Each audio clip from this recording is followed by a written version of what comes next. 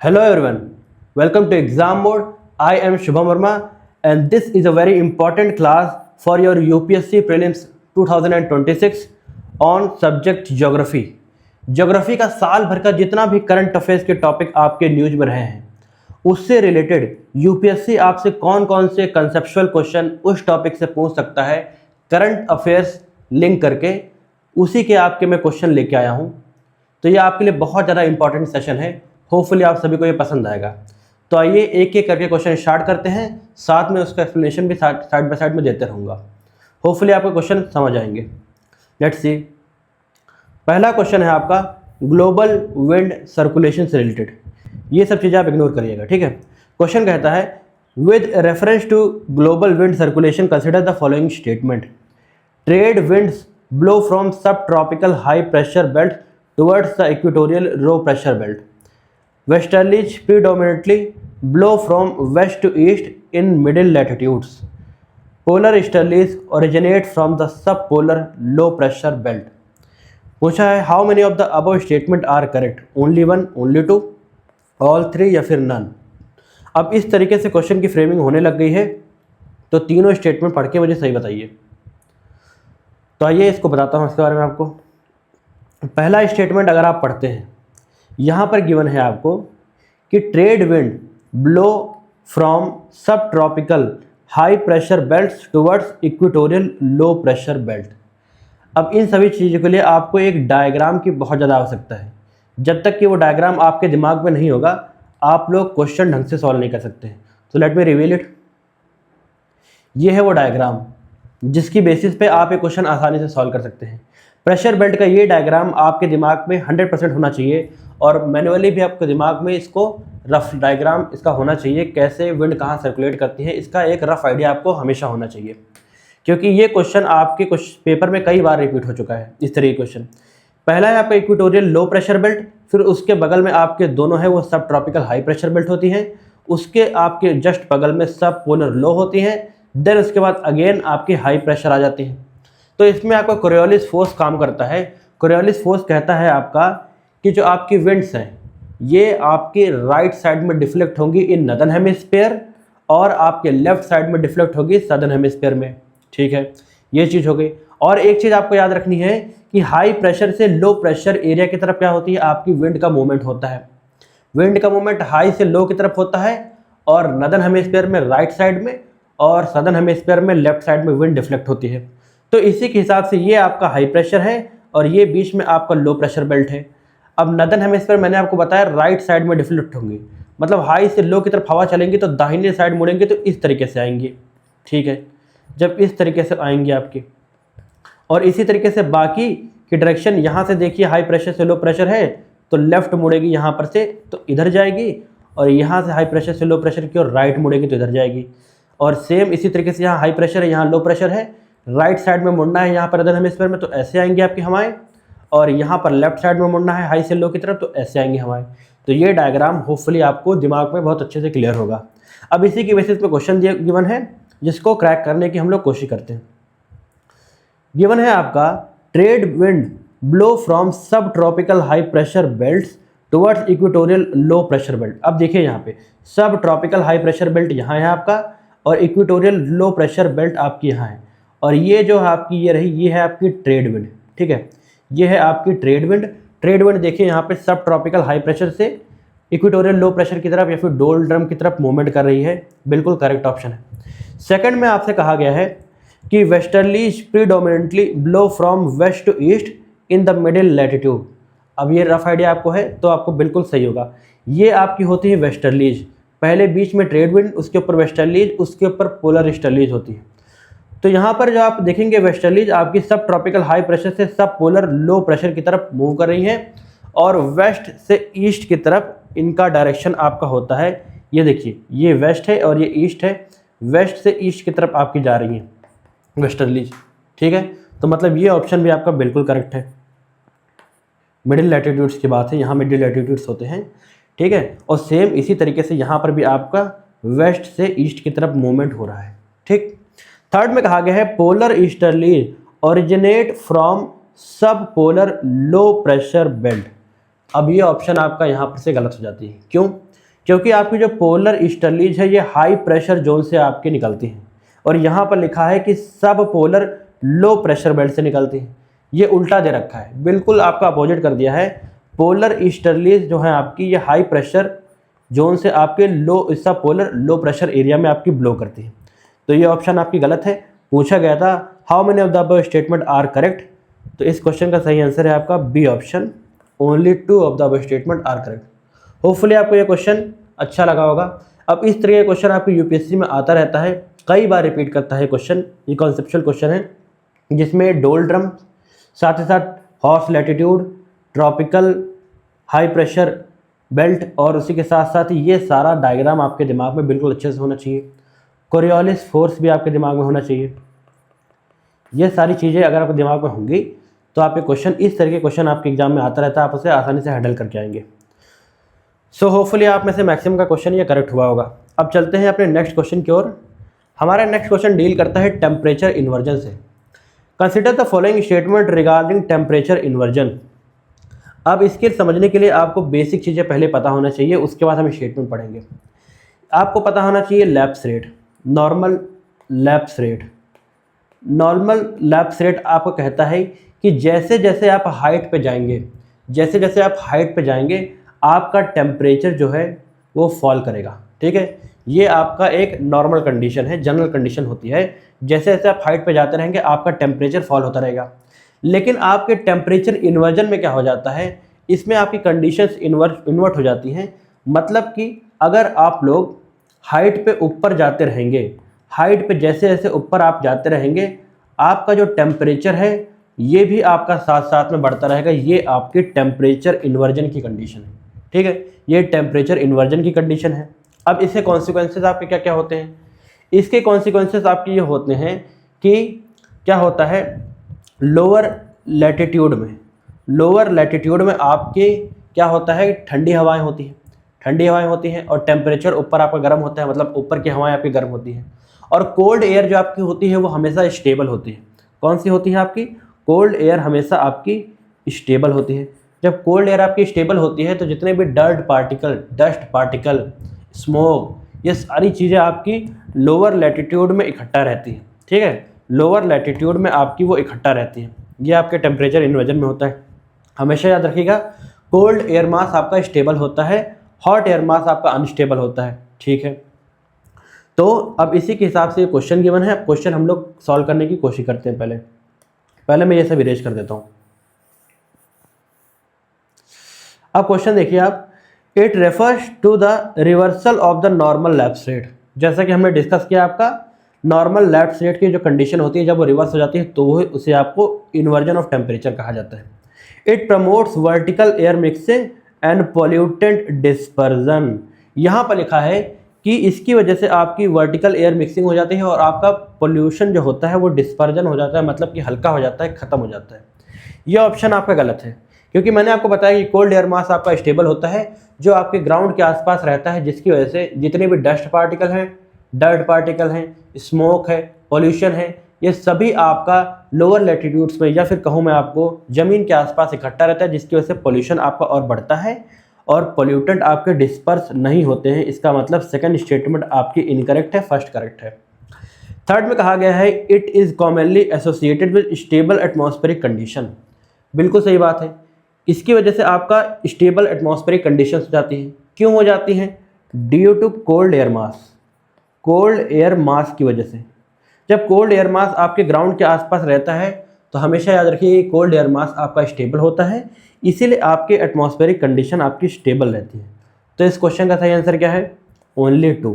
अब इस तरह के क्वेश्चन आपके एग्जाम में आ सकता है, तो इसके लिए रेडी रहिएगा। टेम्परेचर इन्वर्जन का कॉन्सेप्ट, नॉर्मल लैप्स रेट का कॉन्सेप्ट, साथ ही साथ cold air mass, hot air mass, इन सब चीज़ों का कॉन्सेप्ट आपको डेफिनेटली क्लियर होना चाहिए। होपफुली आपका क्वेश्चन ये सही हुआ होगा। अब चलते हैं अपने थर्ड क्वेश्चन की ओर। Our third question deals with manifestation of weather extremes. जितने भी आपके वेदर एक्सट्रीम्स फिनोमिना होते हैं वर्ल्ड वाइड, उसके ऊपर क्वेश्चन पूछा गया है। अब इसमें क्या लिखा हुआ है, which of the following are generally regarded as manifestation of weather extremes. ठीक है, हीट डोम, क्या आपका हीट डोम है ये आपके एक तरीके से एक्सट्रीम वेदर को रिप्रेजेंट करता है? तो बिल्कुल करता है। अब हीट डोम का कॉन्सेप्ट बहुत ज़्यादा इंपॉर्टेंट है। ये शहरों में आपके देखने को मिलता है, जिसकी वजह से क्या होता है, आपका लोअर एरिया में आपका जो शहर की जो बिल्डिंग से मान के चलिए, उस बिल्डिंग के इर्द गिर्द आपके लोअर हाइट में एक तरीके से एक डोम शेप का एक मतलब इनविजिबल डोम शेप आपका बन जाता है। इसमें क्या होता है, हीट आपकी ट्रैप हो जाती है। हीट ट्रैप हो जाती है तो ये आपका एक्सेप्शनली आपका वो एरिया बहुत ज़्यादा हाई टेम्परेचर उसका हो जाता है। तो ये हीट डोम का कॉन्सेप्ट आपके वेदर एक्सट्रीम्स को रिप्रेजेंट करता है, बिल्कुल सही है। दूसरा आपका है एटमॉस्फेरिक रिवर। अब एटमॉस्फेरिक रिवर का कॉन्सेप्ट है, ये मैं आपको एक क्वेश्चन मैंने रख रखा है, उसमें डिटेल से आपको समझाऊंगा, पर यहाँ आप समझ लीजिए कि एटमॉस्फेरिक रिवर की वजह से भी आपका वेदर एक्सट्रीम का फिनोमेना अकर करता है। तो ये दोनों आपका सही है। अगर आपको एटमॉस्फेरिक रिवर का कॉन्सेप्ट पता है तो बहुत ज़्यादा बेहतरीन बात है, नहीं पता है तो आगे आपको समझाऊंगा, समझ लीजिएगा। इस बार न्यूज़ में था तो आपके क्वेश्चन में आ सकता है। थर्ड है आपका बॉम्ब साइक्लोन। अब बॉम्ब साइक्लोन भी बहुत ज़्यादा न्यूज़ में था, तो इसका क्वेश्चन भी मैंने आगे रख रखा है, तो वहीं पर हम डिस्कस करेंगे। ये भी आपके वेदर एक्सट्रीम को रिप्रेजेंट करता है। तो होपफुली आपके ये तीनों आपके सही हुए होंगे। और एल नीनो है। एल नीनो तो आप जानते हैं एक ड्रास्टिक कंडीशन है, जिसकी वजह से आपके सदर्न अमेरिका के कोस्ट के आसपास आपके क्या हो जाता है, लो प्रेशर क्रिएट हो जाता है, जिसकी वजह से बहुत एक्सट्रीम हैवी रेनफॉल होती है और उसका आपका काउंटर होता है, एक तरीके से इफेक्ट होता है इंडियन सब कॉन्टिनेंट और ऑस्ट्रेलियन पार्ट में, जहाँ पर उसके जस्ट अपोजिट आपके सूखा पड़ता है, या फिर कह सकता है कि सूखे की कंडीशंस आपकी होती है। तो एल नीनो भी आपका सही है। तो ये चारों ऑप्शन आपके करेक्ट है। इस तरीके से हमारा डी ऑप्शन इसमें बिल्कुल करेक्ट है। अब इसको एक्सप्लेन करने की ज़्यादा कोई खास बात थी नहीं, क्योंकि एक तरीके से ये हमेशा सा एक ज्योग्राफी का कोर कॉन्सेप्ट रहा है। बहुत सारे बच्चों को ये डेफिनेटली तैयार रहता ही रहता है। हीट डोम मैंने आपको बता ही दिया है, इन दोनों के बारे में आगे अच्छे से समझाऊंगा। तो होपफुली आपका ये क्वेश्चन भी करेक्ट हुआ होगा। अगर इन दोनों के बारे में नहीं पता है तो ज़्यादा टेंशन मत लीजिए, आगे आपको इसे बेहतरीन ढंग से समझाते हैं। फोर्थ आपका जो क्वेश्चन है ये आपको डील करता है अंटार्कटिक क्लाइमेट सिस्टम, ठीक है। With reference to the Antarctic climatic system consider the following statement. Antarctica आपके बहुत ज़्यादा न्यूज़ में रहता है, तो उससे रिलेटेड आपका जिस तरीके से वेदर फिनोमेना चेंज हो रहा है और पोल्यूशन की वजह से आइस मेल्ट हो रही है, तो ये क्वेश्चन डेफिनेटली आपके एग्जाम में पूछा जा सकता है। लिखा है katabatic wind descend from elevated high sheets towards the coast. An Antarctic circumpolar current contributes to the thermal isolation of Antarctica. Polar vortex is a warm core high pressure system. अब पहले आप समझ लीजिए कि कैटाबैटिक विंड आपकी कौन सी होती है। दो तरीके की विंड आपकी होती है, एनाबैटिक विंड और दूसरी होती है आपकी कैटाबैटिक विंड। ये है अगर आपका माउंटेन, ये माउंटेन सिस्टम है, जब इस पे मैं कहूँ आपकी विंड ऊपर बढ़ रही है, जब इसमें विंड आपके ऊपर बढ़ रही होगी तो ये कहलाता है आपका एनाबैटिक विंड। और इसी तरीके से अगर आपकी विंड डिसेंड कर रही है, हाई माउंटेन रीजन से नीचे की ओर आ रही है, तो ये आपका कहलाता है कैटाबैटिक विंड। ठीक, अब इसको याद करने का आसान तरीका बता सकता हूँ। एना में ये देख लीजिए कि माउंट ऊपर बढ़ रहा है, तो इस तरीके से आपका डायरेक्शन कुछ बनाते हैं ऊपर होने का। तो ए का शेप आपका कुछ कुछ इसी तरीके का होता है, ठीक है। ये शेप और ये शेप सेम होता है, तो इसी तरीके से आप याद कर सकते हैं कि एनाबैटिक विंड मतलब हाइट में ऊपर जा रहा है, कैटाबैटिक उसका जस्ट रिवर्स होता है। Katabatic winds descend from the elevated ice sheets towards the coast, ठीक है, बिल्कुल सही बात है। क्या होता है कि हाई एरिया से आपकी विंड नीचे नीचे डिसेंड करती है, जिसकी वजह से और ठंडी हो जाती है, तो एक तरीके से ये आइस शीट को और ज़्यादा आपके एलिवेट करती है, या फिर आइस शीट और ज़्यादा इसकी वजह से बढ़ती है, ठीक है। तो ये चीज़ आपकी बिल्कुल करेक्ट है यहाँ पर गिवन। कैटाबैटिक विंड का कॉन्सेप्ट अगर आपको पता होता तो ये आप डिसिफर कर सकते थे ये स्टेटमेंट।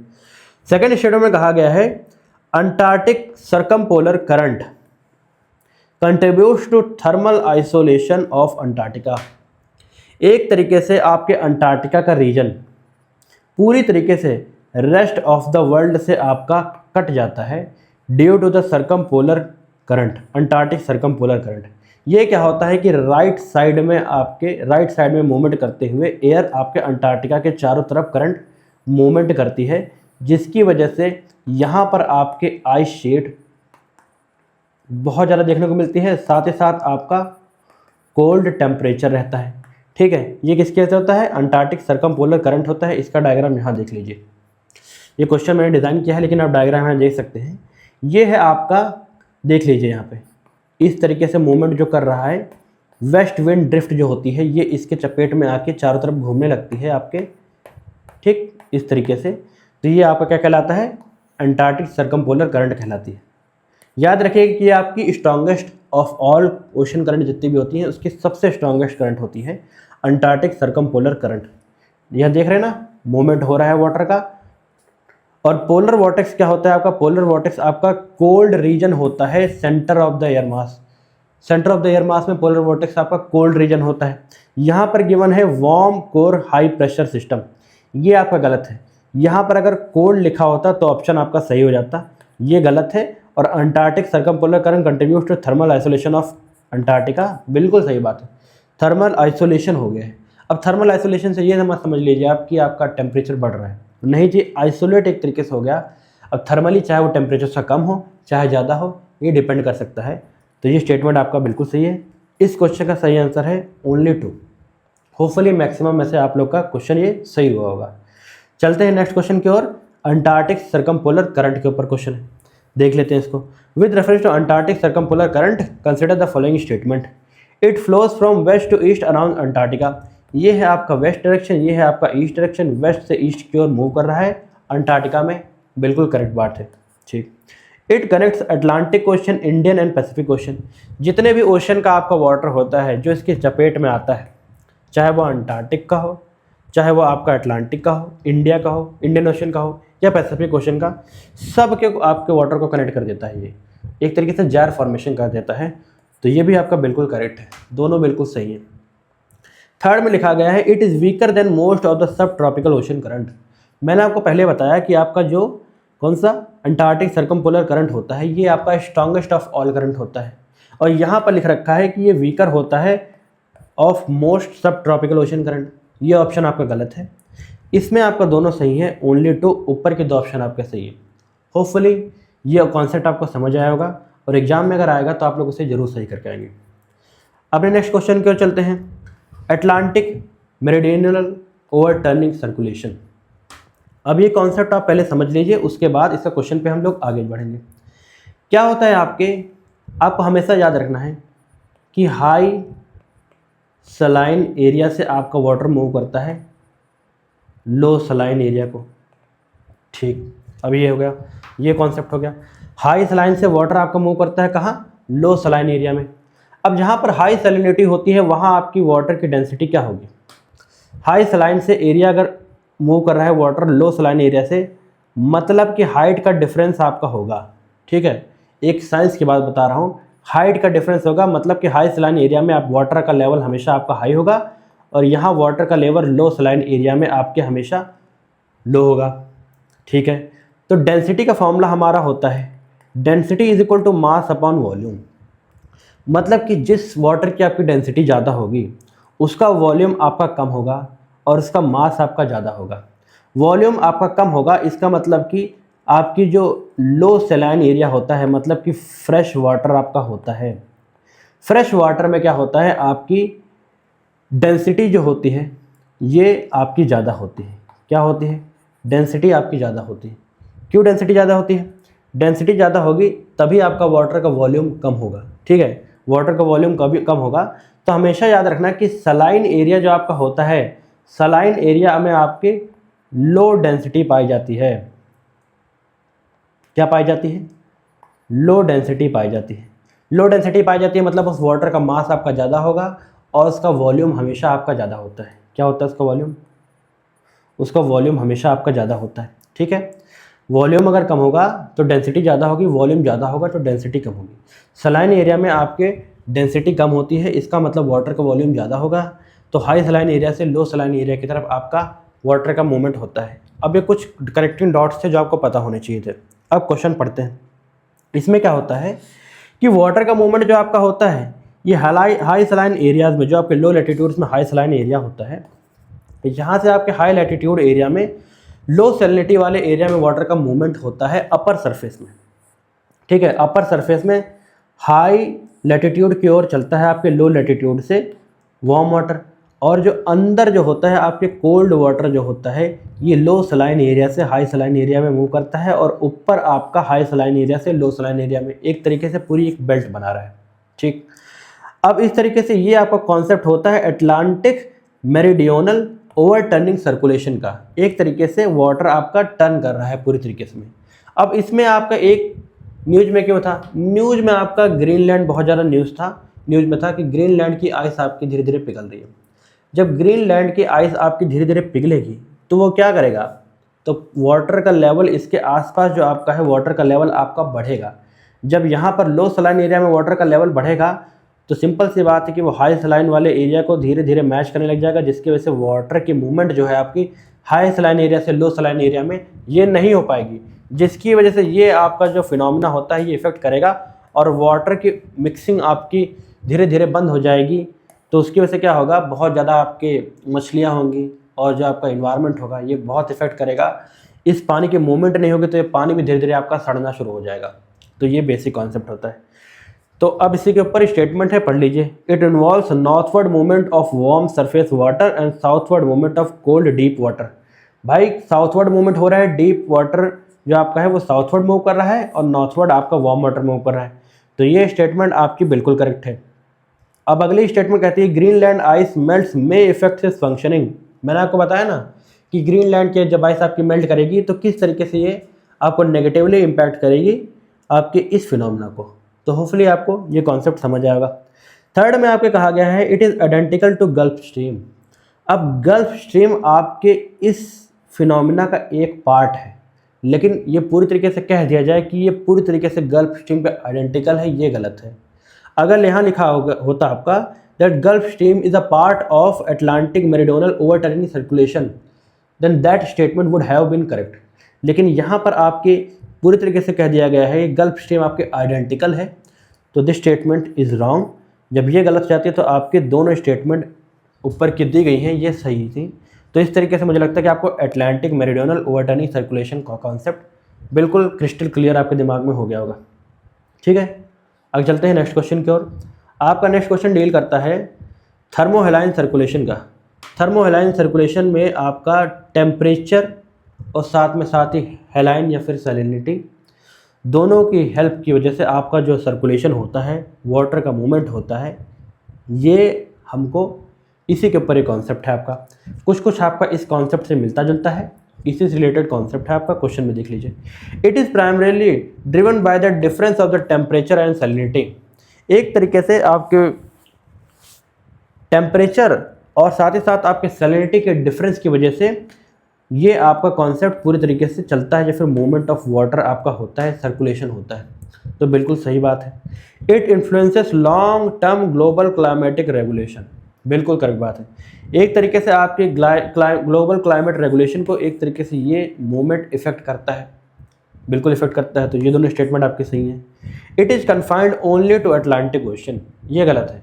ये आपके हर ओशन में पाया जाता है, चाहे पैसिफिक हो, इंडियन में थोड़ा कम पाया जाता है क्योंकि वो हाफ ओशन आपका माना जाता है, वहाँ पर जार का फॉर्मेशन नहीं हो पाता है। नॉर्थ इंडियन ओशन की बात कर रहा हूँ। और पैसिफिक हो, अटलांटिक हो, सब में ये फिनोमेना आपका पाया जाता है। तो ये आपके कन्फाइंड नहीं है अटलांटिक ओशन तक, बल्कि बाकी ओशन तक भी ये चलता है आपका। तो ये गलत है, ऊपर की दोनों सही हैं। क्वेश्चन का करेक्ट आंसर है आपका ओनली 2। होपफुली आपका ये क्वेश्चन भी आपका सही हुआ होगा। बहुत ही बेसिक कॉन्सेप्ट था, अगर इसको ब्रेक करते तो आपका क्वेश्चन निकल जाता। थर्मो माने टेम्परेचर, हेलाइन माने आपका सॉल्ट, ठीक है। इन दोनों की हेल्प से वाटर का जो मूवमेंट होता है उसके बारे में क्वेश्चन था। नेक्स्ट क्वेश्चन पे चलते हैं। अब आपका जो ओशियन सर्कुलेटिंग जो आपका धीरे धीरे स्लो हो रहा है, ओशन का जो वाटर है जिसकी वजह से मूवमेंट स्लो हो रहा है। पिछले जो कॉन्सेप्ट में हमने देखा कि ओशन का मूवमेंट होता है जिसके से वाटर सर्कुलेट करता है, अगर वो स्लो हो जाता है तो उसके इम्पैक्ट क्या क्या पड़ेंगे उसके ऊपर क्वेश्चन है।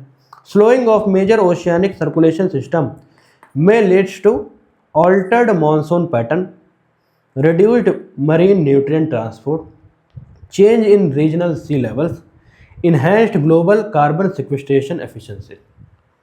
अब इसमें आप देखेंगे कि मानसून का पैटर्न आपका होता है। मानसून का पैटर्न मोस्टली आपका है ये इन्फ्लुएंस होता है due to the movement of air.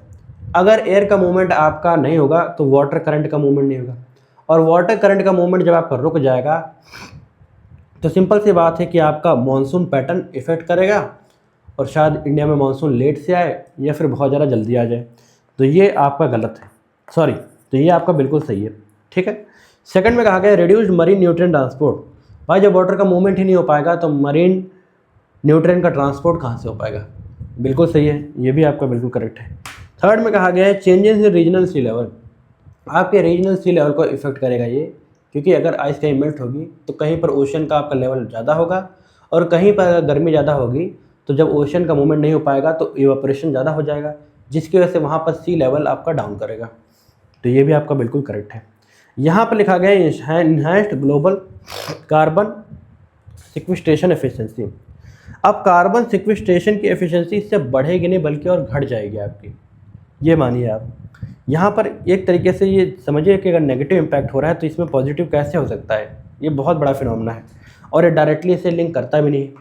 तो एक तरीके से आपका कार्बन सिक्विस्ट्रेशन का एफिशिएंसी कम हो जाएगी। वाटर का मूवमेंट जब आपका रिस्ट्रिक्ट हो जाएगा तो ऑटोमेटिकली आपके जो कार्बन सिक्विस्ट्रेशन है एफिशिएंसी ओशन की, ये रिड्यूस हो जाएगी। ये गलत है। 3 ऑप्शन आपके सही है, ओनली 3। होपफुली आपका ये करेक्ट हुआ होगा। अब चलते हैं अपने नेक्स्ट क्वेश्चन की ओर। हमारा नेक्स्ट क्वेश्चन डील करता है आपके म्यांमार में जो भूकंप आया था उससे रिलेटेड आपका है ये। उससे रिलेटेड आपने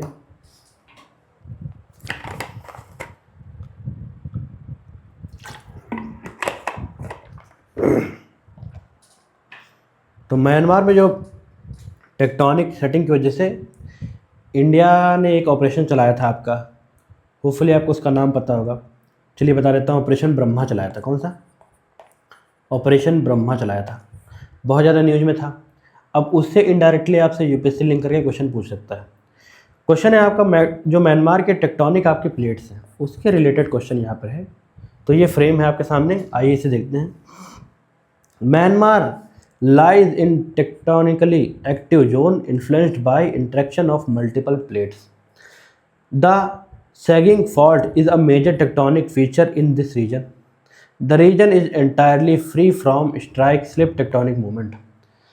अब देखिए, आपका पहली बात तो ये है कि ये आपका म्यांमार का एरिया है, और म्यांमार के एरिया में आपके बहुत सारे भूकंप आ सकते हैं क्योंकि आपका ये एक्टिव जोन है। ठीक है, एक तरीके से ये आपका किस में आता है? जोन 5 में आता है। जोन 5 में आता है। जोन 5 में वो होता है जहाँ पर बहुत ज़्यादा एक्टिव आपके अर्थक्वेक आ सकते हैं। तो ये जोन 5 का एरिया है आपका। तो म्यांमार टेक्टोनिकली एक्टिव जोन में आपके लाई करता है, और मल्टीपल प्लेट्स आपकी यहाँ से मूव करती हैं, जिसकी वजह से भूकंप आने के चांसेस बहुत ज़्यादा होते हैं। सैगिंग फॉल्ट यहाँ पर है, ये देखिए आप, ये सैगिंग फॉल्ट का आपका एरिया है। ये सैगिंग फॉल्ट है, इसमें क्या होता है? घिसरण होती है। ये आपके मान के चलिए 2 प्लेट्स इस तरीके से, एक प्लेट ये है, एक प्लेट ये है, और दोनों प्लेट जब आप साइडली आपकी टीयर अपार्ट होगी, ठीक है, जब आपसे मूव करेगी तो इसको कहते हैं स्ट्राइक स्लिप। स्ट्राइक स्लिप कहना, और इसकी वजह से बहुत ज़्यादा डिवास्टेटिंग आपके क्या आते हैं? भूकंप आते हैं। तो यहाँ पर लिखा है this region is entirely free from strike slip tectonic movement. गलत है। यहाँ पर आपका सैगिंग फॉल्ट है जिसमें आपके मूवमेंट मैंने आपको बताया इस तरीके से होती है, जिसकी वजह से डेडली आपके भूकंप आ सकते हैं। Sagaing fault is a major tectonic feature in this region. बिल्कुल सही बात है, मैंने आपको अभी बताया सैगिंग फॉल्ट यहाँ पर है। तो इस क्वेश्चन का सही आंसर क्या है? ओनली 2। ये आपका गलत है, ये दोनों आपका सही है। इसका मैप याद रखिएगा, यूरेशियन प्लेट और इंडियन प्लेट आपकी साइड बाय साइड एक तरीके से मूव करती हैं, तब वहाँ पर सैगिंग फॉल्ट आपका क्या होता है?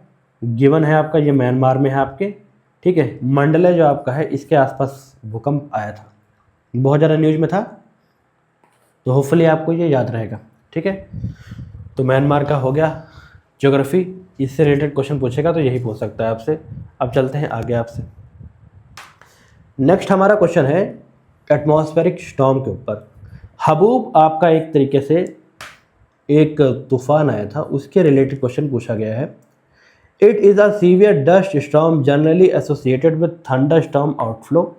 It is primarily associated with humid equatorial region. It may significantly reduce visibility, disrupt and transport system.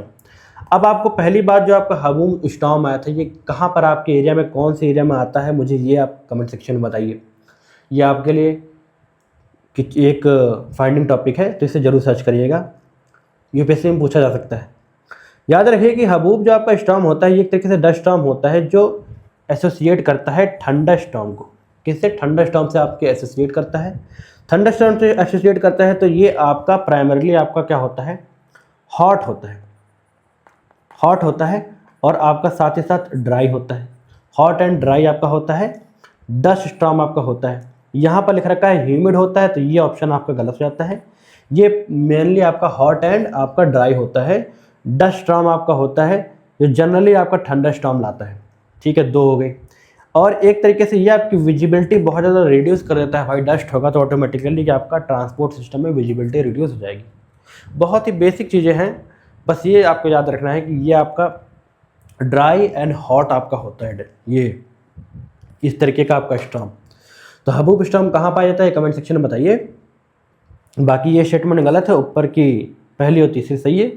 इस क्वेश्चन का सही आंसर है आपका ओनली 2। तो होपफुली आपका ऐसा क्वेश्चन आएगा तो आप आसानी से उसको डील कर सकते हैं। इसमें कोई रॉकेट साइंस नहीं है, बस बेसिक कॉन्सेप्ट आपको पता होना चाहिए। एलिमिनेट करने का तरीका पता होना चाहिए आपको। यहाँ पर जब आपको डस्ट स्टॉर्म दे रखा है तो सिंपल सी बात आपको सोचिएगा, अगर डस्ट स्टॉर्म आ रहा है तो वो ह्यूमिड आपका क्लाइमेट कैसे लेके आएगा। वो ह्यूमिड क्लाइमेट नहीं होगा, वो हॉट होगा, वो ड्राई होगा। बेसिकली आपका यही फीचर होते हैं, तो इसको आप आसानी से आप इसको एलिमिनेट कर सकते थे। आइए आगे चलते हैं। अब लोकल विंड्स के ऊपर आपका क्वेश्चन पूछा गया है। With reference to the chinook and foehn winds consider the following statement. Both are warm dry descending winds caused by adiabatic warming. अब ये दोनों आपकी सही हैं। चिन्हूक आपकी कहाँ पर लाई करती है? अमेरिका में। और ये आपकी जो फोइन विंड्स होती है ये आपकी कहाँ पर? यूरोप में। दोनों जगह ब्लो करती हैं अलग अलग, और दोनों आपकी क्या होती हैं? वार्म विंड होती हैं, साथ ही साथ ड्राई होती हैं, और साथ ही साथ डिसेंडिंग विंड होती है। ये दोनों की खासियत है। Chinook is associated with eastern slopes of the Rocky Mountain. आपके जो रॉकी माउंटेन्स है नॉर्थ अमेरिका में, रॉकी, इससे आपके ईस्टर्न साइड के स्लोप में ये डिसेंड करती है। ये आपकी वार्म एयर होती है, वार्म लोकल विंड होती है। तो ये आपका बिल्कुल ऑप्शन ये करेक्ट है। यहाँ पे ये चीज़ यहाँ पे बिल्कुल सही दी गई है। थर्ड दिया गया है, foehn is typically associated with Andes mountain. अब एंडीज माउंटेन जो है ये आपकी कहाँ लाई करती है? एंडीज आपकी साउथ अमेरिका में लाई करती हैं। और एक तरीके से बोला जाए जो फोन है ये आपके, मैंने बताया कि आपके यूरोप के रीजन में होती है। तो यूरोप में तो आपके एंडीज माउंटेन है नहीं, यूरोप में आपकी कौन सी? एल्प्स है। तो ये एल्प्स के थ्रू आपकी फ्लो करती है। तो यहाँ पर अगर एल्प्स लिखा होता तो सही होता, एंडीज है तो ये ऑप्शन आपका गलत हो जाता है। लोकेशन बेस्ड क्वेश्चन था और बेसिक आपकी वार्म कौन कौन सी विंड्स होती हैं, लोकल विंड और कोल्ड कौन कौन सी होती है, ये आपको पता होता तो ये क्वेश्चन आसानी से आप डील कर सकते थे। उसकी लोकेशन और साथ ही साथ डिफरेंट माउंटेन्स की लोकेशन कौन कौन सी है, ये चीज़ें आपको बिल्कुल क्लियर कट होना चाहिए। अगर नहीं कहते इसे जरूर रिवाइज कर लीजिए। तो ओनली 2 आपका बिल्कुल करेक्ट है। ठीक है, सिर्फ 2 स्टेटमेंट आपके सही है। अगले चलते हैं। कोस्टल क्लाइमेटोलॉजी के ऊपर क्वेश्चन है आपका, लिखा गया है। अब चलिए ये तो डायरेक्टली आपका एक तरीके से इसका आंसर सामने आपके लिखा गया है। Santa Ana wind are best described as. Santa Ana wind के ऊपर क्वेश्चन है। सेंट एना विंड जो आपकी होती हैं वार्म ड्राई विंड्स होती हैं, ओरिजिनेट करती हैं originating inland and intensifying wild fire condition in California. California के जंगलों में जो आपकी आग लगती है इसका मेन रीजन आपकी होती है कि ड्राई विंड्स। वो वार्म एंड ड्राई विंड्स आपकी एक तरीके से सेंटेना होती है, जिसकी वजह से कैलिफोर्निया के जंगलों में बहुत भीषण आग लगती है साल दर साल। इस क्वेश्चन का डायरेक्ट आपको आंसर दे रखा था, इसमें ज़्यादा आपको कुछ सोचने की जरूरत नहीं पड़ेगी। आगे चलते हैं हम लोग। अब एक तरीके से हम लोग डिरिचो स्टॉर्म ये जो होता है इसके बारे में देखिए। They are long lived widespread wind storm associated with severe thunderstorm. Their damaging winds are predominantly straight line winds. They are identical to tornadoes in mechanism and structure.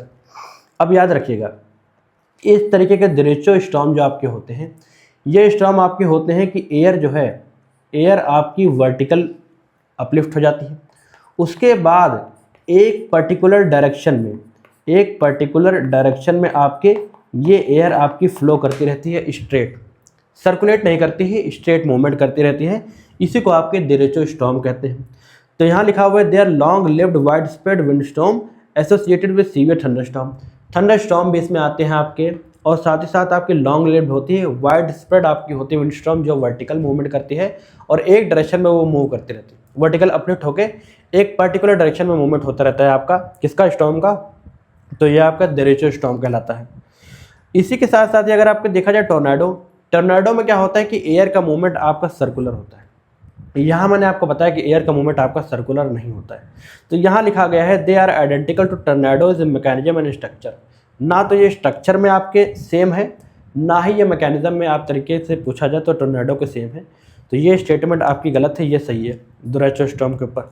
और their damaging winds are predominantly straight line winds. मैंने आपको बताया ना कि आपकी winds होती हैं जो स्ट्रेट लाइन मूव करती है और डैमेज करते हुए, इसके बीच में जो भी चीज़ आता है उसको डैमेज करते हुए चल के आगे आपके निकल जाते हैं। तो ये आपकी स्टेटमेंट बिल्कुल सही है। इस स्टेटमेंट, इस स्टॉर्म का आपको नाम याद रखना है डेरेचो स्टॉर्म, जो आपकी स्ट्रेट लाइन मूव करता है, बिल्कुल डायरेक्ट है। इसी तरीके से क्वेश्चन पूछा जाएगा, ज़्यादा कोई डीप आपसे नहीं पूछा जाएगा, ठीक। तो एक तरीके से ये भी आपका प्रेशर डिफरेंस की वजह से क्रिएट करता है। मान के चलिए यहाँ हाई प्रेशर है और यहाँ आपका लो प्रेशर है किसी एरिया में, तो स्ट्रेट आपकी विंड मूवमेंट करेगी स्टॉर्म की फॉर्म में, वो डेरेचो स्टॉर्म कहलाता है। तो क्वेश्चन का सही आंसर क्या है, थर्ड आप काट दीजिए तो बी बचता है आपका, 1 और 2 ओनली इस क्वेश्चन का सही आंसर है आपका। अब लास्ट क्वेश्चन की ओर चलते हैं, आज की स्लाइड की या फिर आज की वीडियो का। उसके बाद इसी तरीके से मैं 15 क्वेश्चन आपके लिए डिज़ाइन करके लेके आऊँगा। तो एक तरीके से पूरे साल भर के जितने भी आपके करंट अफेयर के टॉपिक है जो आपसे कंसेप्ट के पार्ट में पूछे जा सकते हैं, वो कवर हो जाएगा। The term bombogenesis refers to, bombogenesis term किससे रेफर करता है, rapid intensification of tropical cyclone in equatorial water, formation of volcanic ash cloud due to explosive eruption, rapid deepening of an extraordinary cyclone due to the sharp pressure fall, option D sudden collapse of the polar vortex system. अब जो बॉम्बोजेनेसिस होता है, बॉम्बोजेनेसिस में क्या होता है आपका, C option बिल्कुल सही है। इसमें क्या होता है कि आपका एक तरीके से आपकी जो एक्स्ट्रा ट्रॉपिकल साइक्लोन होता है, एक्स्ट्रा ट्रॉपिकल साइक्लोन आपका पूरी तरीके से बहुत ज़्यादा आपका धीरे धीरे कोलैप्स होने लगता है। क्यों कोलैप्स होने लगता है, इसलिए कोलैप्स होने लगता है क्योंकि आपका शार्प प्रेशर फॉल होने लगता है, प्रेशर आपका गिरने लगता है जब आपका एक तरीके से ये वाला कॉन्सेप्ट आपका जाता है, प्रेशर आपका गिरने लग जाएगा, जिसकी वजह से आपका एक्स्ट्रा ट्रॉपिकल साइक्लोन ये आपका वीक होने लग जाएगा, ठीक। एक तरीके से ये वीक होने लग जाएगा आपका। वीक क्यों होगा, क्योंकि आपका प्रेशर बहुत ज़्यादा शार्प आपका फॉल होने लगता है। तो इस फिनोमिना को आपको बॉम्बोजेनेसिस के नाम से जाना जाता है। याद रखिएगा, न्यूज़ में था तो आपके एग्जाम में पूछा जा सकता है। तो इस तरीके से हमने आपके 15 मोस्ट इंपॉर्टेंट टॉपिक्स जो आपके करंट अफेयर्स में थे उससे रिलेटेड क्वेश्चन मैंने कॉन्सेप्ट का मिलाकर आपके सामने रखा और आप लोगों ने इसे सॉल्व किया, और बहुत सारी चीज़ें आपको इसमें सीखने को मिली होंगी। दोस्तों, अगर आपको वीडियो अच्छी लगी हो तो इस वीडियो को ज़रूर लाइक कीजिए। चैनल पे अगर नए हैं तो चैनल को ज़रूर सब्सक्राइब कीजिए। इसका नेक्स्ट पार्ट में वीडियो को ज़रूर लेके आऊँगा अगले एक दिन में। तो इस तरीके से आपकी ज्योग्राफी की करंट अफेयर्स पूरी तरीके से कवर हो जाएगी, और एक मैपिंग की वीडियो भी लाने वाला हूं मैं, जिससे मैपिंग का भी आपका पूरा पोर्शन कवर हो जाएगा। इससे आपके बहुत सारे क्वेश्चन एग्जाम में करेक्ट होने के चांसेस हैं। तो अगर आपको वीडियो अच्छी लगे तो इसे अपने दोस्तों के साथ जरूर शेयर कीजिए, और चैनल पर नए हैं तो इसे जरूर सब्सक्राइब कीजिए। थैंक्स फॉर वॉचिंग, मिलते हैं नेक्स्ट वीडियो में। तब तक के लिए जय हिंद, जय भारत।